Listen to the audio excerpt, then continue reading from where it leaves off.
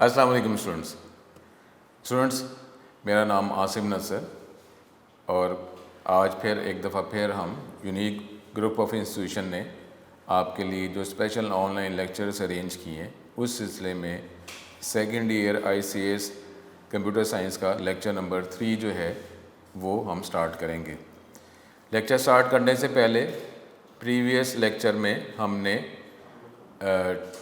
Computer program, computer language, उसके बाद types of computer languages, high level languages और लो level languages, ये हमने डिटेल में डिस्कस की थी। अब यहीं से हम अपना नेक्स्ट लेक्चर जो है वो कंटिन्यू करेंगे। स्टूडेंट्स, प्रॉपर लेक्चर आज का स्टार्ट करते हैं। ये लेक्चर जो है आपको पता है कि हमने फर्स्ट टर्म में जो फर्स्ट 50% है उसमें चैप्टर नंबर 8 से 14 हम डिस्कस करेंगे। तो हमने चैप्टर नंबर 8 स्टार्ट किया हुआ है जो सी लैंग्वेज से रिलेटेड है। चैप्टर का नाम गेटिंग स्टार्टेड विद सी। आज का जो टॉपिक हमने डिस्कस करना है वो है characteristics of high level programming languages.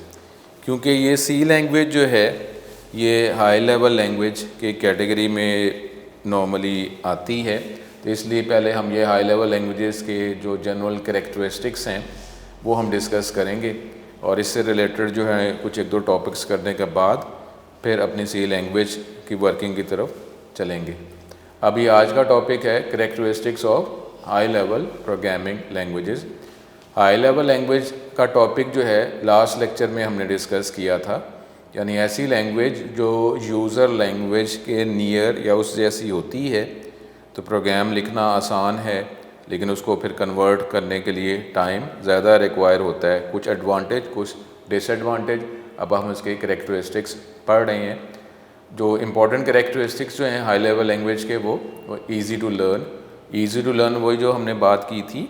अब क्योंकि ये यूज़र लैंग्वेज उसके नियर उस जैसी लैंग्वेज है तो डेफिनेटली इसको सीखना और फिर इसको अप्लाई करना आसान होता है।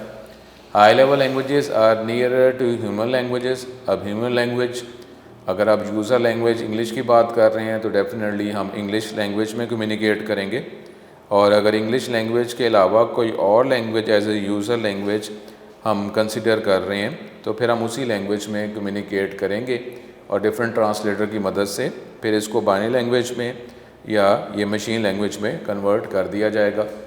अब ये हाई लेवल लैंग्वेज जो है ये ह्यूमन लैंग्वेज के करीब है और मशीन लैंग्वेज से डेफिनेटली दूर है।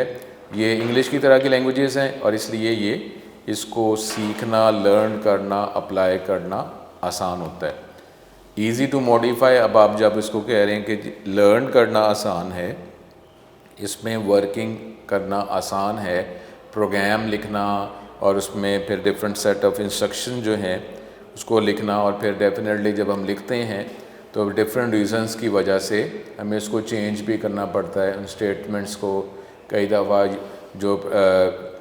जो सॉफ्टवेयर जो भी कंसर्न पर्सन बनवा रहा होता है वो उसमें एनहांसमेंट रिक्वायर करता है, तो इसलिए फिर हमें इस प्रोग्राम को, जो हमें प्रोग्राम इस लैंग्वेज में लिखा है उसको हमें चेंज करना पड़ता है, कभी स्टेटमेंट को डिलीट करना पड़ता है, कभी उसको मॉडिफाई करना पड़ता है। तो अब ये जो है इसमें मॉडिफिकेशन करना जो है वो निस्बतन आसान होता है। निस्बतन आसान होता है।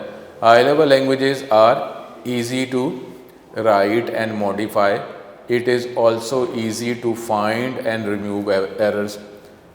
तो इसमें जो है वो प्रोग्राम लिखना, उसके बाद फिर एरर्स, अगर इसमें जब प्रोग्राम लिखेंगे तो डेफिनेटली कुछ एरर्स अकर हो सकते हैं, तो एरर्स को ढूंढना और उसके बाद एरर्स को रिमूव करना ये आसान हो जाएगा। क्योंकि ये लैंग्वेज जो है ये हमारी अंडरस्टैंडेबल लैंग्वेज जैसी या उसके नियर है, तो हमें इसको मॉडिफाई करना आसान होगा। High level languages are easy to write and modify. It is also easy to find and remove errors in program written in high level languages. उसके बाद स्टैंडर्डाइज सिंटेक्स। लास्ट लेक्चर में भी हमने बात की थी, सिंटेक्स कहते हैं रूल्स को। तो कोई भी जो लैंग्वेज है, अगर ह्यूमन लैंग्वेज, यूज़र लैंग्वेज भी हो तो डेफिनेटली उसके भी रूल्स होते हैं कि क्या सिंबल्स होंगे, किन सिंबल से मिलकर वर्ड सेंटेंसेस बनेंगे, उसके बाद फिर हम ग्रामर की जो बात कर रहे थे, तो इसी तरीके से ये भी एक प्रोग्रामिंग लैंग्वेज है, तो इसकी भी वर्किंग करने के कुछ रूल्स एंड रेगुलेशन। अब ये रूल्स एंड रेगुलेशन जो है, ये स्टूडेंट्स आपको पता है कि जनरल लाइफ में भी जब हम डिफरेंट प्रोडक्ट्स यूज़ करते रहते हैं, लेकिन सेम कैटेगरी की, सेम कैपेबिलिटी की प्रोडक्ट्स एक से ज़्यादा कंपनीज बना रही होती हैं, लेकिन उनके दरमियान जो फंक्शनैलिटी जो है, उसकी वर्किंग जो है नॉर्मली सेम होती है, ताकि यूज़र जो है अगर वो कंपनी डिफरेंट कंपनी की प्रोडक्ट अगर वो शिफ्ट भी करता है, तो उसकी जनरल वर्किंग, जनरल उसकी फंक्शनैलिटी या जनरल किस तरह उसको ऑपरेट किया जाता है, उसमें इतना डिफरेंस नहीं होता। तो इसी वजह से डिफरेंट कंपनीज़ की जो सेम कैटेगरी की प्रोडक्ट्स होती हैं, वो ईज़िली हम उसको यूज़ ऑपरेट कर सकते हैं। अब इसी तरीके से अगर हम हाई लेवल लैंग्वेजेस की बात कर रहे हैं, तो हाई लेवल लैंग्वेजेस की भी कोई जनरल वर्किंग जो है वो सारी हाई लेवल लैंग्वेजेस की तो सेम होगी। ठीक है, इस तरह का प्रोडक्ट जो है उसमें फंक्शनैलिटी कुछ कम होती, किसी में कुछ ज़्यादा होगी, लेकिन जनरल फंक्शनैलिटी सेम होती है। तो इसी तरीके से जो हाई लेवल लैंग्वेजेस हैं, जो हमने लास्ट लेक्चर में डिस्कस किया था कि कोई भी हाई लेवल लैंग्वेज जो है उसकी फंक्शनैलिटी किस लॉजिक के तहत, किस लॉजिक को फुलफ़िल करने के लिए ये लैंग्वेज बनाई गई, तो उस लॉजिक को फॉलो करने की एक से ज़्यादा कंपनीज़ की लैंग्वेजेस अवेलेबल होती हैं। लेकिन उसमें अगर आप कमांड्स की बात करेंगे, जनरल फंक्शनैलिटी की बात करेंगे, तो वो तो सारी लैंग्वेजेस में सेम होंगी, जनरल वर्किंग सेम होगी। यानी कुछ स्टेटमेंट जो हैं डेफिनेटली स्टैंडर्डाइज स्टेटमेंट ऐसी होंगी जो हाई लेवल लैंग्वेजेस की, किसी भी कंपनी की हाई लेवल लैंग्वेजेस में सेम उनका रूल होगा, सिंटेक्स होगा लिखने का, ऑपरेट करने का, मॉडिफाई करने का। तो इस तरह अब यहाँ पे भी एक कंपनी है जो आप फर्स्ट ईयर में भी पढ़ चुके हुए हैं, उसके तहत जो है इसका सिंटेक्स के रूल्स जो हैं उसको स्टैंडर्डाइज किया जाता है, और वो स्टैंडर्डाइज पे रूल्स एंड रेगुलेशन को फॉलो करते हुए ही मुख्तलिफ़ कंपनीज़ की लैंग्वेजेस जो हैं उनको अपनी लैंग्वेजेस बनानी पड़ती हैं और फिर उसको मार्केट करना पड़ता है। The syntax of writing programs in high level languages are well defined and standardize. Different organization work to determine standard syntax of these languages. Important organization वो कौन सी है? वो NC, American National Standard Institute. ये different languages के दरमियान जो standardisation के जो रूल्स जो हैं उसको वो बनाती है, उसको मैनेज करती है, और फर्दर उसको एनहेंस करना है तो उसमें एनहेंसमेंट जो है इस कंपनी के थ्रू होती है, और फिर उस कैटेगरी की मुख्तलिफ़ कंपनीज़ की जो लैंग्वेजेस हैं उनको इन सिंटेक्स को अपनी लैंग्वेज का पार्ट बनाना पड़ता है। अब deep computer architecture knowledge is not required. हमने जो बात की थी लास्ट लेक्चर में लो लेवल लैंग्वेजेस की, वो हार्डवेयर स्पेसिफिक हैं, लेकिन ये इतनी हार्डवेयर स्पेसिफिक नहीं है। इसका मतलब क्या हुआ कि डिफरेंट आर्किटेक्चर या डिफरेंट अगर आप सिनेरियो यूज़ कर रहे हैं, डिफरेंट अगर आप प्रोसेसर्स यूज़ कर रहे हैं, तो इसमें वर्किंग जो है वो निस्बतन हम आसान होगी, तो हम स्विच कर सकते हैं। अगर हमारा आर्किटेक्चर जो है अगर चेंज भी हो रहा है तो फिर भी हमें कोई प्रॉब्लम नहीं आएगा। इसी वजह से जब इसमें हम वर्किंग करेंगे तो कंप्यूटर आर्किटेक्चर का नॉलेज जो है वो एग्जैक्ट नॉलेज हमें रिक्वायर्ड नहीं है कि जो उसी नॉलेज को फॉलो करते हुए, उसी वर्किंग को, उसी सिनेरियो को फॉलो करते हुए हमें इसकी स्टेटमेंट लिखनी पड़ेंगी, ऐसा ये इतना नॉर्मली रिक्वायर नहीं है। अब वो क्योंकि कन्वर्टर्स अवेलेबल हैं, वो उस आर्किटेक्चर के हवाले से ऑटोमेटिकली जो है उस एनवायरनमेंट आर्किटेक्चर के हवाले से उसको एनवायरनमेंट को उस आर्किटेक्चर के एनवायरनमेंट के अकॉर्डिंगली चेंज कर देंगे, कन्वर्ट कर देंगे। These languages do not require deep knowledge of the hardware or machine architecture. A programmer can write efficient programs without a deep knowledge of computer architecture. He can concentrate on solving the problem in an easy, well-defined way rather than concerning the computer architecture. Computer architecture जो उसको concern होने की उसको ज़रूरत नहीं है। तो normally जो है, क्योंकि स्टेटमेंट जो है उसके बैकग्राउंड में ये जो हाई लेवल लैंग्वेज है, ये हमने लास्ट लेक्चर में देखा था कि हाई लेवल लैंग्वेजेस में जो कन्वर्टर्स हैं वो कंपाइलर और इंटरप्रेटर है। अगर कोई भी आर्किटेक्चर अगर इंटरप्रेटर बेस्ड है और आइदर कंपाइलर बेस्ड आर्किटेक्चर है तो ऑटोमेटिकली उसको उस आर्किटेक्चर के अकॉर्डिंगली कन्वर्ट कर दिया जाएगा, और फिर वो ये बाइनरी लैंग्वेज में या मशीन लैंग्वेज में उसको कन्वर्ट कर दिया जाएगा और जो कंप्यूटर का आर्किटेक्चर या कंप्यूटर का जो एनवायरनमेंट है, प्रोसेसर जो है, उसको फिर एक्सिक्यूट करके दोबारा इसी कन्वर्टर की मदद से यूज़र लैंग्वेज में आंसर, रिप्लाई या इंफॉर्मेशन जो है वो रिप्लाई फीडबैक कर दी जाएगी। तो इसलिए इस हाई लेवल लैंग्वेजेस का ये एडवांटेज, ये कैरेक्टरिस्टिक है कि इसमें हमें कंप्यूटर आर्किटेक्चर जो स्पेसिफ़िकली जो है कि किस आर्किटेक्चर को फॉलो करते हुए ये कंप्यूटर सिस्टम बनाया गया, वो उसका डीप नॉलेज हमें रिक्वायर्ड नहीं है। कुछ बेसिक नॉलेज रिक्वायर है, लेकिन ये नहीं है कि बिल्कुल 100% आपको उसी के अकॉर्डिंगली करना पड़े, क्योंकि इससे ज़्यादा लैंग्वेज ज़्यादा मेहनत कन्वर्टर्स में होती है। और कन्वर्टर जो है उस आर्किटेक्चर के अकॉर्डिंगली उसको डिटेक्ट करके उस आर्किटेक्चर के अकॉर्डिंगली इस लैंग्वेज के प्रोग्राम को कन्वर्ट कर देता है। तो ये इसका एक कैरेक्टरिस्टिक है। उसके बाद हमारे पास जो कैरेक्टरिस्टिक जो है मशीन इंडिपेंडेंट, ये जो भी हमने बात की थी कि हमें ये नहीं कि जी एक आर्किटेक्चर जो है, अगर उस आर्किटेक्चर को कोई कंप्यूटर सिस्टम अगर फॉलो कर रहा है तो उसी एनवायरनमेंट में ये प्रोग्राम एग्जीक्यूट होगा, ऐसा नहीं है। मशीन इंडिपेंडेंस है, अगर आर्किटेक्चर में कोई चेंज भी है, आर्किटेक्चर में चेंज है, कंप्यूटर सिस्टम की वर्किंग में कुछ चेंज है या प्रोसेसर्स में, तो फिर जो है मशीन इंडिपेंडेंस है, हमें इसका कोई नुकसान नहीं है। ये इसकी खूबी है कि हम जनरल वर्किंग को फॉलो करते हुए प्रोग्राम बना देंगे और हमारा प्रोग्राम डिफरेंट आर्किटेक्चर के एनवायरनमेंट का जो कंप्यूटर सिस्टम है उधर भी उसको एग्जीक्यूट कर दिया जाएगा। High level languages provide machine independence. It means that the program written in high level language can be executed on different types of computer with or without little modification.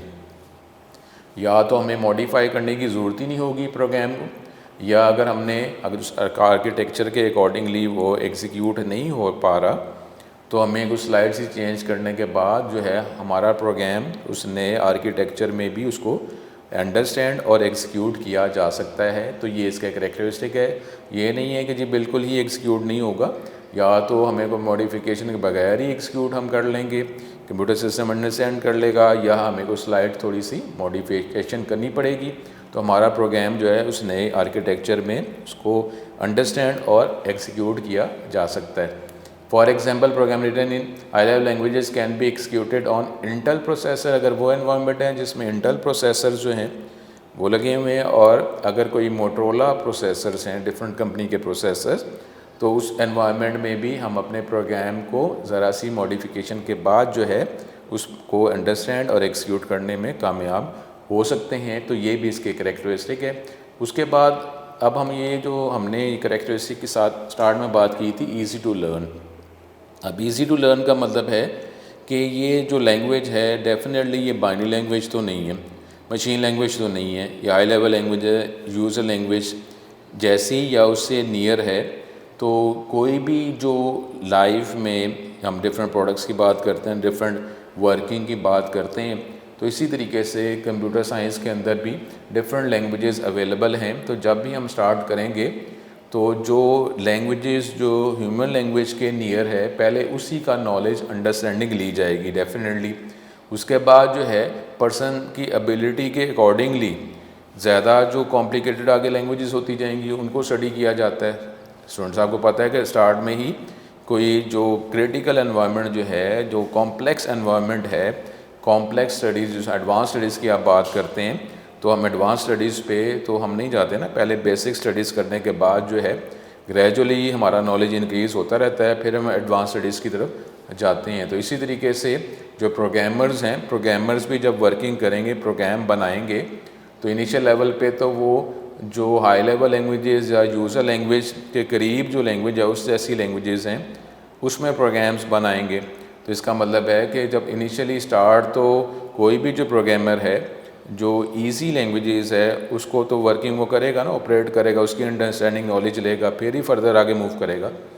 तो अब आगे एबिलिटी के हवाले से फिर आगे अगर एबिलिटी ज़्यादा है तो फिर हम डिफरेंट लैंग्वेजेस जो है वो लर्न करते रहते हैं, एबिलिटी कम है तो फिर हम वहीं पर रुक जाएंगे। तो लेकिन फिर भी जो स्टार्टिंग जो लैंग्वेजेस हाई लेवल लैंग्वेजेस है उसके प्रोग्रामर्स तो एज़ कम्पेयर्ड विद जो लो लेवल लैंग्वेजेस हैं उसके प्रोग्रामर्स की रेशो लो लेवल लैंग्वेज में डेफिनेटली कम होगी, हाई लेवल लैंग्वेजेस के प्रोग्रामर की रेशो जो है वो ज़्यादा होगी। तो यही इसके करेक्टरिस्टिक के हाई लेवल लैंग्वेज क्योंकि आसान है लर्न करना और उसको चेंज करना, मॉडिफाई करना, इसलिए it encourages more people to learn these languages. So many programmers of high level languages are available as compared with programmers जो लो लेवल लैंग्वेजेस में प्रोग्रामिंग या प्रोग्राम बनाते हैं, उनकी रेशो कम है। तो ये भी इसका एक करेक्टरिस्टिक है। उसके बाद शॉर्टर प्रोग्राम। अब शॉर्टर प्रोग्राम क्योंकि स्टूडेंट्स हम ये बात कर रहे हैं कि इसके बैकग्राउंड में डिफरेंट कन्वर्टर्स होते हैं। तो जब कन्वर्टर्स हैं तो आपकी जो कोई लैंग्वेज या प्रोग्राम की जो स्टेटमेंट है उसको जब कन्वर्ट किया जाएगा आर्किटेक्चर के अकॉर्डिंगली, तो वो उसमें अगर कोई कमी है, क्योंकि अगर आपकी जो आपने प्रोग्राम जो हाई लेवल लैंग्वेज में बनाया है, अगर वो आर्किटेक्चर या कंप्यूटर का प्रोसेसर जो अंडरस्टैंड नहीं करता, तो कन्वर्टर जो है, ट्रांसलेटर जो है, उसको ऑटोमेटिकली कन्वर्ट कर देता है।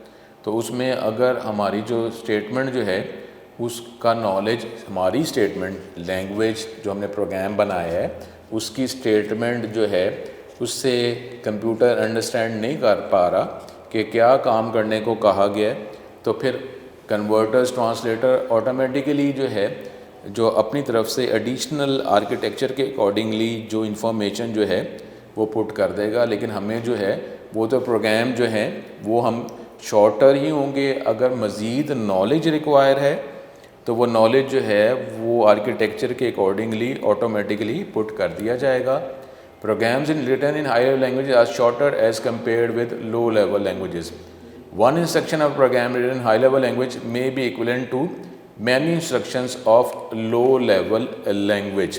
क्योंकि जब उसको कन्वर्ट किया जाएगा तो आपके प्रोग्राम की स्टेटमेंट जो है उसकी अंडरस्टैंडिंग नहीं हो पा रही, तो ऑटोमेटिकली अगर मज़ीद कोई नॉलेज रिक्वायर है अंडरस्टैंडिंग के लिए तो ऑटोमेटिकली उसमें एडअप कर दिया जाएगा। तो ये हाई लेवल लैंग्वेज के करेक्टरिस्टिक में ये है कि प्रोग्राम हमारा शॉर्ट है लेकिन हमें इससे कंसर्न नहीं, वो ऑटोमेटिकली उसको अगर कोई मज़ीद नॉलेज रिक्वायर तो पुट करके कंप्यूटर जो है उसकी अंडरस्टैंडिंग में आ जाएगा, कंप्यूटर अंडरस्टैंड कर लेगा और फिर हमें आंसर जो है जिस लैंग्वेज में हमने क्वेश्चन जो है या जो फंक्शनलिटी हमने रिक्वायर की है हमें फंक्शनलिटी वो प्रोवाइड कर दी जाएगी। उसके बाद rich collection of library functions. अब लाइब्रेरी जिस तरीके से स्टूडेंट्स अगर हम बात करते हैं जनरल लाइफ में, अगर हम बुक लाइब्रेरी की बात करते हैं, बुक लाइब्रेरी में डिफरेंट बुक्स होती हैं और फिर आहिस्ता आहिस्ता हम अपनी बुक्स की कलेक्शन जो है लाइब्रेरी में इंक्रीज़ करते रहते हैं। जो लाइब्रेरियन जो हैं वो जो यूज़र्स जो हैं जो लाइब्रेरी को बुक्स रीड कर रहे हैं वहाँ से उनकी रिक्वायरमेंट के वाले से, उनके फीडबैक या उनकी डिमांड के वाले से मज़ीद बुक्स जो हैं वो लाइब्रेरी में ऐड करते रहते हैं। इसी तरीके से ये जो इसके अंदर जो फंक्शन जो हैं जो फंक्शनलिटी हमें रिक्वायर है, तो अब कोई भी इन्वायरमेंट देखें, हम ये प्रोग्राम की बात कर रहे हैं जिसमें स्टेटमेंट्स को यूज़ करते हुए हम प्रोग्राम लिखेंगे, बनाएंगे। तो अब इसके अंदर जिस तरह हम कोई भी अगर कमोडिटी प्रोडक्ट यूज़ करते हैं उसके अंदर जो है डिफरेंट हमारे पैनल होते हैं, डिफरेंट बटन्स होते हैं, कई दफ़ा हमें फ़ीचर्स ऑटोमेटिक प्रोवाइड किए जा रहे होते हैं। तो इसी तरीके से जब हम प्रोग्राम लिखते हैं हाई लेवल लैंग्वेज में तो उसमें ऑटोमेटिकली हमें पहले से ही अवेलेबल फंक्शनैलिटी या फंक्शंस उस हाई लेवल लैंग्वेज का जो टूल हम जो भी यूज़ करते हैं उसके अंदर पहले से ही अवेलेबल होते हैं। हमें उसका फंक्शन का नाम लिखना पड़ता है, जो उसकी रिक्वायरमेंट होती है वो रिक्वायरमेंट पूरी करनी पड़ती है। जिस तरीके से स्टूडेंट्स आपको पता है कि जब हम कैलकुलेटर इस्तेमाल करते हैं तो कैलकुलेटर जो है वो भी तो मुख्तलिफ फंक्शंस का ही कम्बिनेशन है। हमको एक बटन प्रेस करते हैं तो उस बटन की जो रिक्वायरमेंट है उसके हवाले से वैल्यू, पैरामीटर या आर्गूमेंट हम प्रोवाइड करते हैं, एक हो या दो हो या तीन हो, तो फिर जो है उसके हवाले से जो है हम वो बटन यूज़ करके अपनी फंक्शनैलिटी एक्वायर कर लेते हैं। तो इसी तरीके से ये जो लैंग्वेज है इसके अंदर भी मज़ीद पहले से ही डिफरेंट फंक्शंस अवेलेबल होते हैं। हम उन फंक्शंस को यूज़ करके जो अपनी रिक्वायरमेंट जो है वो हासिल कर लेते हैं, बजाय इसके कि हमें उसकी सारी डिटेल जो वर्किंग जो है वो पुट करनी पड़े। और अभी क्योंकि हम बात कर रहे हैं कि हाई लेवल लैंग्वेजेस जो हैं उसमें प्रोग्रामिंग इजी है, तो अगर जो कॉम्प्लेक्स है और जो हम बात कर रहे हैं कि कन्वर्टर जो ऑटोमेटिकली उसको कन्वर्ट कर देता है, तो इस तरीके से अगर कोई कॉम्प्लेक्स अगर आप कोई फंक्शनैलिटी या एडवांस फंक्शनैलिटी आपको रिक्वायर है, तो अब हाई लेवल लैंग्वेजेस है वक्त के साथ साथ इनकी फंक्शनैलिटी भी इंक्रीज़ होती जा रही है, इसके अंदर भी मुख्तलिफ फ़ीचर्स प्रोवाइड किए जाते हैं। यही बात अगर आप देख लें कि अगर आप सिंपल कैलकुलेटर यूज़ कर रहे हैं और साइंटिफिक कैलकुलेटर यूज़ कर रहे हैं, तो उसके अंदर सिंपल कैलकुलेटर और साइंटिफिक कैलकुलेटर के अंदर फंक्शनैलिटी या नंबर ऑफ़ बटन्स जो हैं वो हमें ज़्यादा अवेलेबल होते हैं। उसके ज़रिए साइंटिफिक कैलकुलेटर के ज़रिए आप डिफरेंट फंक्शंस जो हैं वो परफॉर्म कर सकते हैं। और अगर आप वैसे जनरल स्टूडेंट, आपको पता है कि अगर हम जो फंक्शंस जो साइंटिफिक कैलकुलेटर में यूज़ करते हैं वो भी तो बेसिक जो मैथमेटिकल ऑपरेशंस हैं, प्लस माइनस डिवाइड मल्टीप्लाई, इसी से मिलकर ही कोई भी फंक्शन जो है उसकी फंक्शनैलिटी हम गेट कर सकते हैं, लेकिन हमें उसके स्टेप्स जो हैं ज़्यादा करने पड़ेंगे। लेकिन अगर हम वो जो स्पेसिफिक जो फंक्शन का जो बटन है अगर हम वो प्रेस कर देंगे, तो वो अगर कोई वैल्यू डिमांड पैरामीटर डिमांड कर रहा है तो वो हम पुट कर देंगे और हमें ऑटोमेटिकली बैकग्राउंड में जो है जो भी उसने वर्किंग करनी, वर्किंग करने के बाद हमें आंसर मिल जाएगा। इतने ज़्यादा स्टेप्स हमें करने नहीं पड़ेंगे, वही मैथ के basic functionality plus minus divide multiply को यूज़ करते हुए। इसी तरीके से ये जो हाई लेवल लैंग्वेजेस है इसके अंदर भी मुख्तलिफ बने बनाए फंक्शंस फंक्शनैलिटी अवेलेबल होती है। आप उनको यूज़ करके मुख्तलिफ काम जो है जो फंक्शन आपको रिक्वायर है, जिसके लिए आपको काफ़ी ज़्यादा इंस्ट्रक्शंस लिखनी पड़ेंगी, स्टेप्स लिखने पड़ेंगे, तो आपको वो लिखने की ज़रूरत नहीं होती। आप वो फंक्शन यूज़ करके जो है अपनी जो रिक्वायरमेंट जो है उसके अकॉर्डिंगली आंसर गेट कर सकते हैं। तो इसके अंदर भी ये इसके करेक्टरिस्टिक है कि rich collection of library function, any high level language provides a rich collection of built in library functions. The software can be developed in less time by using these library functions. तो आप इन library functions को use करते हुए कम time में ही अपना programme software बना सकते हैं, क्योंकि अगर आप इन फंक्शंस जो हैं डेफिनेटली ये फंक्शंस क्या होते हैं, ये फंक्शंस भी मुख्तलिफ प्रोग्राम्स ही होते हैं। और प्रोग्राम्स जो हैं उसके प्रोग्राम किसको कहते हैं, डिफरेंट सेट ऑफ इंस्ट्रक्शन के कम्बिनेशन को। तो जिस तरीके से स्टूडेंट्स आपको पता है कि कीबोर्ड पे जो फंक्शन कीज़ हैं, फंक्शन कीज़ जो हैं वो फंक्शन कीज़ जब हमको प्रेस करते हैं उसके बैकग्राउंड में डिफरेंट फंक्शनैलिटी होती है। जब हम एक ही फंक्शन की कोई प्रेस कर रहे हैं तो उसके अकॉर्डिंगली बैकग्राउंड में डिफरेंट जो है फंक्शंस जो हैं वो ऑपरेट होते हैं और फिर आपको उसके अकॉर्डिंगली आंसर जो है मिल जाता है।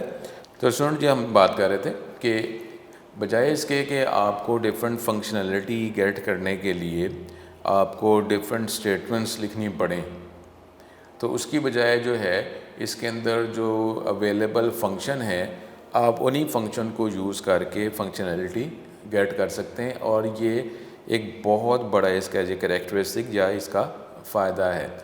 और वक्त के साथ साथ ये जो लाइब्रेरी फंक्शंस जो हैं ये भी इंक्रीज़ होते रहते हैं। जिस तरीके से हम बात करते हैं सॉफ्टवेयर यूज़ करते हैं, सॉफ्टवेयर के बाद हम उसके वर्जन्स की बात करते हैं ना, तो जो भी हम नया वर्जन जब आप यूज़ करते हैं तो उसके अंदर ये जो फ़ीचर्स की बात करते हैं, फ़ीचर्स के अंदर ये लाइब्रेरी फंक्शंस भी उसके अंदर ही शामिल होते हैं कि जो बने बनाए जो फंक्शनैलिटी जो है फंक्शन जो हैं आपको पहले से ज़्यादा प्रोवाइड किए जाते हैं।